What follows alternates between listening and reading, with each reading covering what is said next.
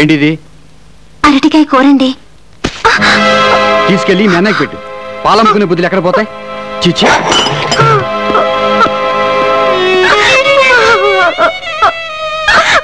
Respected bidders, వేలం ప్రారంభించబడుతోంది.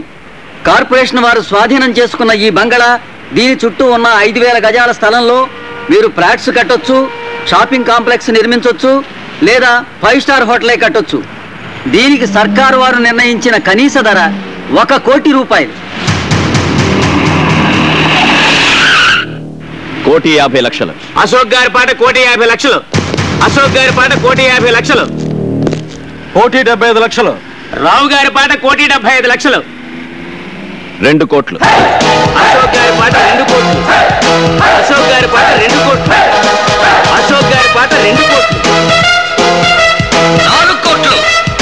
కొండపల్లి రాజా గారి పాట 4 కోట్లు.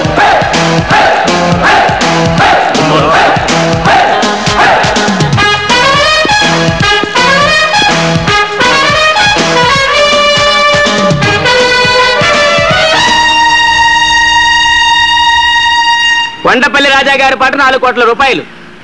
5 కోట్లు. అశోక్ గారి పాట 5 కోట్లు. అశోక్ గారి పాట 5 కోట్లు. 6 కోట్లు. రాజా గారి పాట 6 కోట్లు. 7 కోట్లు. అశోక్ గారి పాట 7 కోట్లు. అశోక్ గారి పాట 7 కోట్లు.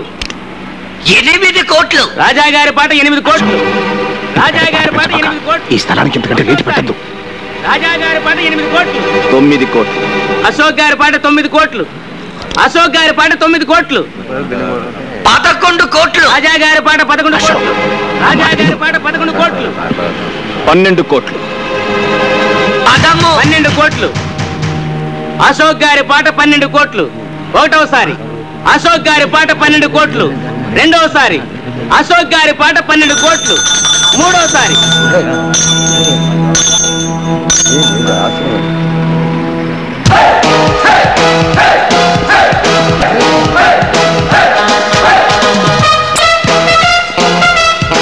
ముద్దు. పుణ్యాత్ముల కోసం కట్టేది దేవాలయం, పాపాత్ముల కోసం కట్టేది శివాలయం. మేధావులు పొందేది పురస్కారం, మూర్ఖులు పొందేది తిరస్కారం. ఆవేశపరుడు తెచ్చుకునేది ముప్పు, ఆలోచన పరుడు తెచ్చుకునేది మెప్పు. 3 కోట్ల ఆస్తిని 12 కోట్లకు పాడినవాడు గెలిచినట్ట, ఓడినట్ట. ఇక్కడ జరిగింది వేలం పాట, కానీ కొనసాగింది ఈ రాజా వేట. బిల్డింగ్ కట్టడమే కాదురా, కోల్చడం కూడా తెలిసిన వాడిని. తీరబండి.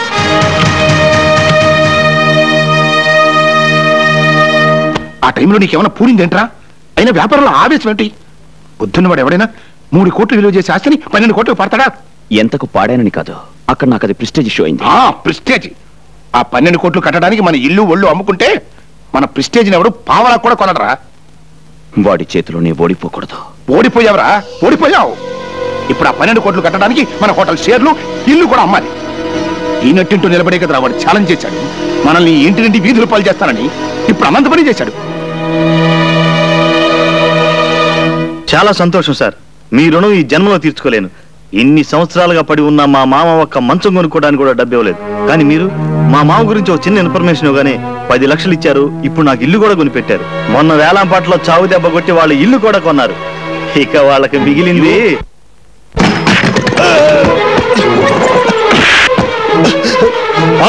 నన్ను ఎందుకు కొడుతున్నావు? తిన్నింటి వాసాలు లెక్క పెడతావరా? సొంత మావయ్యకే ద్రోహం చేస్తావరా? అంటే ద్రోహమా? మీ నాన్న చేసే వ్యాపారం గురించి రాజాకు చెప్పటమేనే చేసిన ద్రోహం అయితే, ఖాళీ స్టాంపు కాగితాల మీద రాజా చేత వేలు ముద్రలు వేయించుకొని మొత్తం స్థలం కొట్టేశాడే మీ నాన్న, దాన్నేమంటారు? మీ హోటల్ పక్కన దిష్టి బొమ్మలా ఉందని వాళ్ళు దేవాలయంలా చూసుకునే ఇంటిని రాత్రికి రాత్రే కూల్పించేశాడే మీ నాన్న, దాన్నేమంటారు? మీ ఇద్దరి స్నేహం చెడగొట్టడానికి, హోటల్లో పార్ట్నర్షిప్ ఎగ్గొట్టడానికి తన మీద చేయి చేసుకునేలా రాజాని రెచ్చగొట్టాడే మీ నాన్న, దాన్నేమంటారు? రాజా మీద పగ తీర్చుకోవడం కోసం మీ తమ్ముడితో అతని చెల్లెల్ని ప్రేమించినట్టు నటించమని చెప్పి పసుపుతాడు పేరుతో ఉరితాడు బిగించాడే మీ నాన్న, దాన్నేమంటారు? మీరు స్నేహద్రోహం చేయొచ్చు, మేము స్వామి ద్రోహం చేయకూడదు.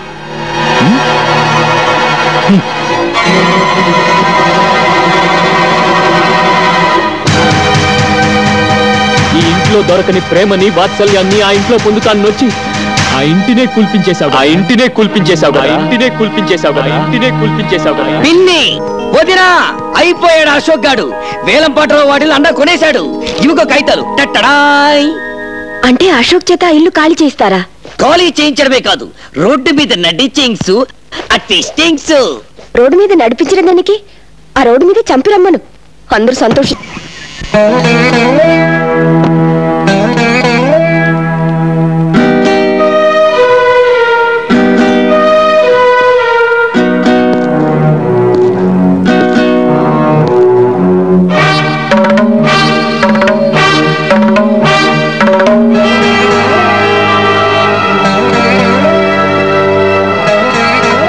ఈ దస్తావేజులు తీసుకెళ్లి అశోక్ ఇచ్చిరా.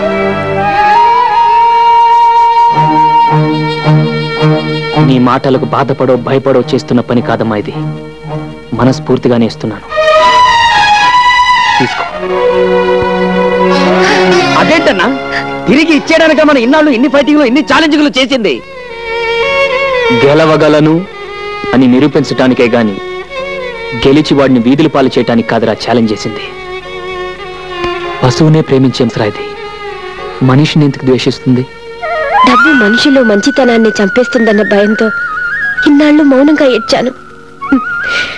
అది నా కొడుకుని ఏం చేయలేకపోయిందన్న గర్వంతో ఇప్పుడు కన్నీళ్లు పెడుతున్నాను.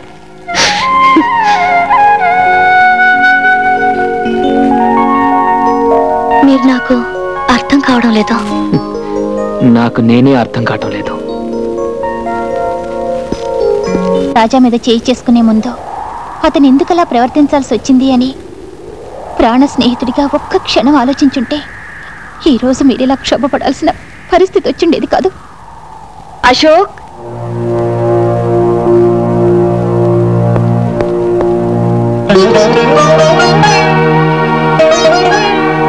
ఏమండి, నేను మిమ్మల్ని అమ్మ అని పిలవచ్చా? అమ్మా. అశోక్,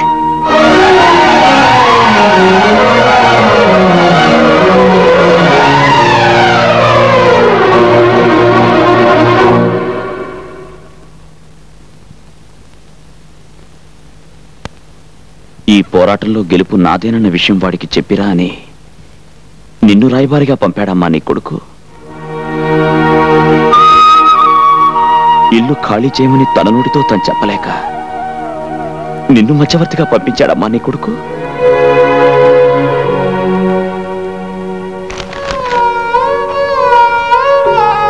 నీ ఇంటి కాగితాలు నీకిచ్చి రమ్మని చెప్పి ఈ తల్లిని పంపించాడు బాబు నా కొడుకు.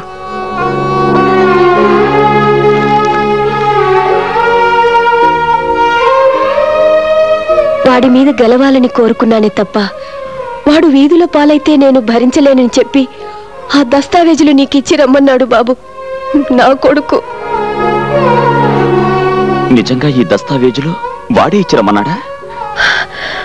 వాడిని కన్న తల్లి మీద ఒట్టు.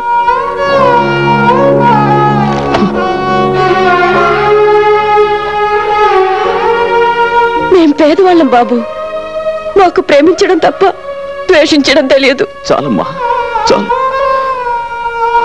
రాజా చేత తెల్ల కాగితాల మీద వేలిముద్రలు పెట్టించుకున్న విషయం నిన్నటిదాకా నాకు తెలియదంటే నువ్వు నమ్ముతావా? మీ ఇల్లు మానాన్నే పడగల విషయం నిన్నటిదాకా నాకు తెలియదంటే నువ్వు నమ్ముతావా? ఈ విషయం తెలిసిన క్షణం నుంచి నేనెంత కుమిలిపోతున్నాను. రాజా పట్ల నేను చేసిన తప్పును తెలుసుకుని ఎంత నరకం అనుభవిస్తున్నానో ఆ భగవంతుడికే తెలుసు. అమ్మా, తల్లి లేని నేను ఈ తల్లి మీద ప్రమాణం చేసి చెప్తున్నాను, నేను చెప్పేది నిజమమ్మా. అమ్మాయిని ఒక్క మాటనమ్మా. బిడ్డ మాట తల్లి ఎందుకు నమ్మదు బాబు? నా అశోక్ గురించి నాకు బాగా తెలుసు. నేను వెంటనే వెళ్ళి జరిగిందంతా రాజాకి చెప్తాను. వాడికి ఇంతకు మించిన శుభవార్తనికే ఉంటుంది బాబు. వస్తానమ్మా. అలాగేనమ్మా.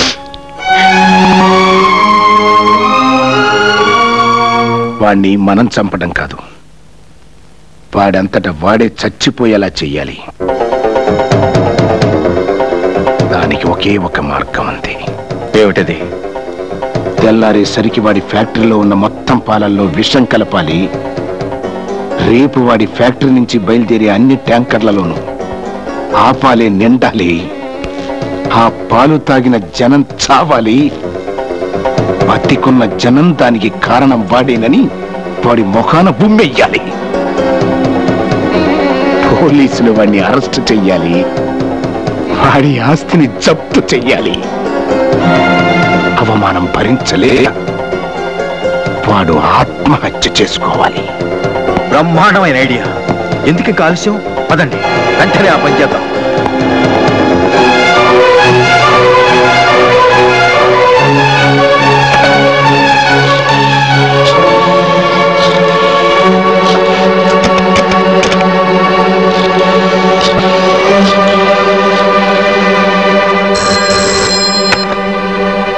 హలో, నేను కమలాన్ని మాట్లాడుతున్నాను. ఏంటమ్మా? మావయ్య డైనేలు పాలలో విషయం కలపడానికి అన్నయ్య ఫ్యాక్టరీకి వెళ్ళారు. అన్నయ్యకి ఫోన్ ట్రై చేస్తే దొరకడం లేదు. నువ్వు వెంటనే వెళ్ళి వాళ్ళని ఆపు. నువ్వేం కంగారు పడకు, నేను బయలుదేరుతున్నా.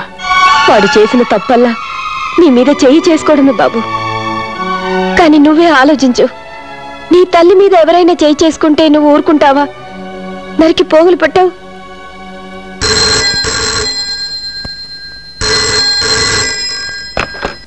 హలో వదినా, నేను కమలని మాట్లాడుతున్నాను. అన్నయ్య ఉన్నాడా? ఏమే మీ అన్నయ్యని ఆదుకోవాలని ప్రయత్నమా? హలో హలో హలో, మన కమలండి. కమల అన్నయ్య అన్నది తర్వాత మాట్లాడడం లేదు. అరుపులు కూడా వినిపిస్తున్నాయి. హలో, ఇక నిన్న భగవంతుడు కూడా కాపాడలేడే.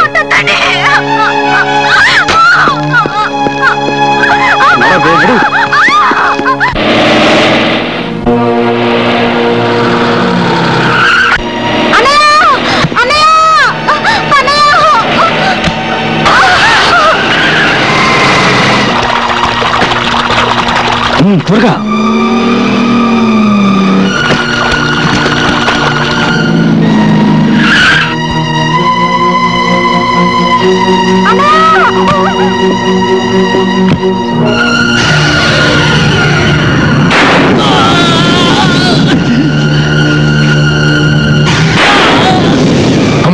త్వరగా కానిండి.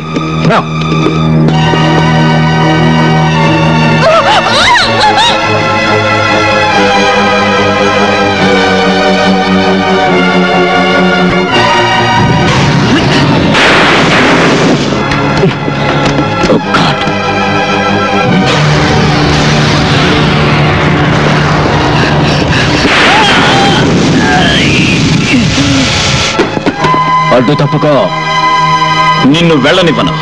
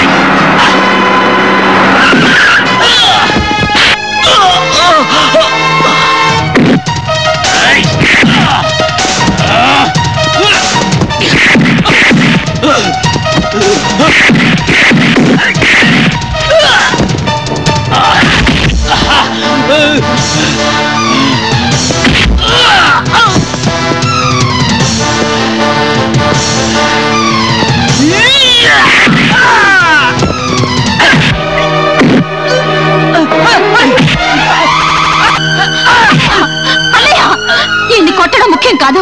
మన ఫ్యాక్టరీ పాలల్లో డానియల్ వాళ్ళ విషయం కలుపుతున్నారు. వెళ్ళి ఆపు.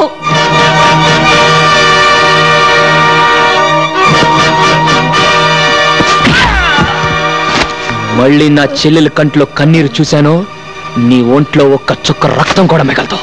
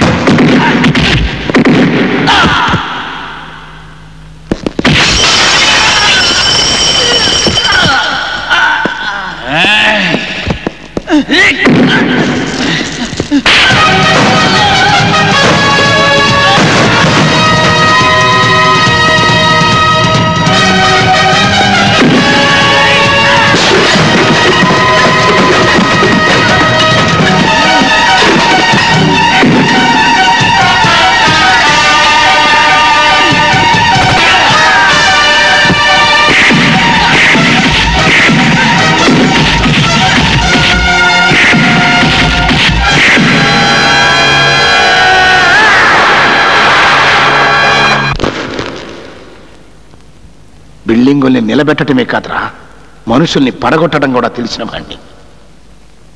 ఈ రోజుతో కొండపల్లి రాజా చరిత్ర సమాప్తం. ఏంటో పని?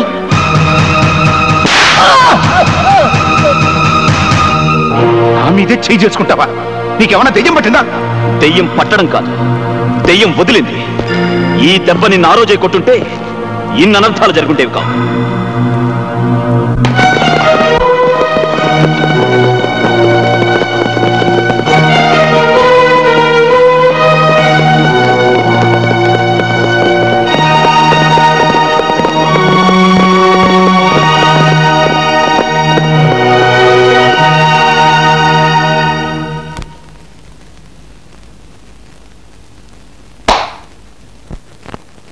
ప్రాణం కన్నా స్నేహం, స్నేహం లేని బతుకే సున్న. కొండపల్లి రాజా గుండె చూడర్రా బసవన్న, ఓ బసవన్న.